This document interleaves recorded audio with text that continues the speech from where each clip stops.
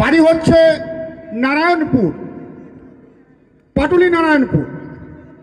উনি বন্ধন ব্যাংকের ম্যানেজার হিসাবে কর্মরত ছিলেন, কিন্তু সৌমেন বিশ্বাস মহাশয় একদিন রাতে স্বপ্ন দেখেছিল।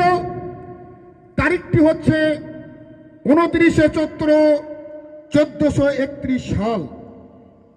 স্বপ্ন দিয়ে মা কালী তিনি পেয়েছিলেন, তাই নামটা হয়েছে স্বপ্ন সুন্দরী শ্মশান কালী।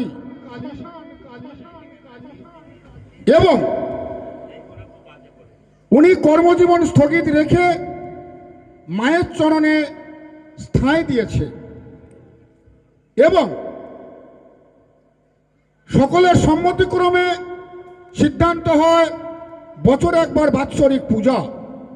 তাই 1432 সালের দিন নির্ণয় করা হয়েছিল গতকাল, অর্থাৎ 6ই চৈত্র শনিবার। এবং এখানে প্রত্যেক দিন বেলা 11টা থেকে ভক্তদেরকে দেখা হয়, বৃহস্পতিবার বাদ দিয়ে। দূর দূরান্ত থেকে ভক্ত আসে, তাদের উপকারে লাগে এবং মায়ের চরণের ফুল এই প্রধান সেবায়িত সৌমেন বিশ্বাসের হাতে এসে পড়ে। যদি আপনারা না দেখেন, যদি আপনারা বিশ্বাস না করেন, আমি বলবো সর্বব মিথ্যা। এক অলৌকিক ঘটনা। প্রত্যেক দিন পুজোর পর উনি মাকে ডাকেন, মা তুমি এসো, মা মা তুমি ভক্তের ডাকে সাড়া দাও মা। তা মা চরণ ঠেলে এই ফুল এনার হাতে আসে।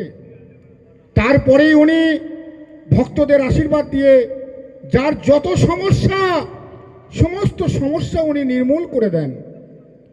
তাই বারবার বলছি যে আগামী দিনে যার যত সমস্যাই হোক, আপনারা এই মন্দিরে আসবেন, দেখবেন একবার এসে যে অলৌকিক ঘটনা আজকের জায়গায় দাঁড়িয়ে বলছি, এটা সত্য না মিথ্যা। তাই সকলকে অবগতি করছি যে এই দামপাল শ্মশান ঘাটের এই মন্দিরের ঠিকানা, এই হচ্ছে গিয়ে আমাদের মন্দিরের ইতিহাস। তাই সকল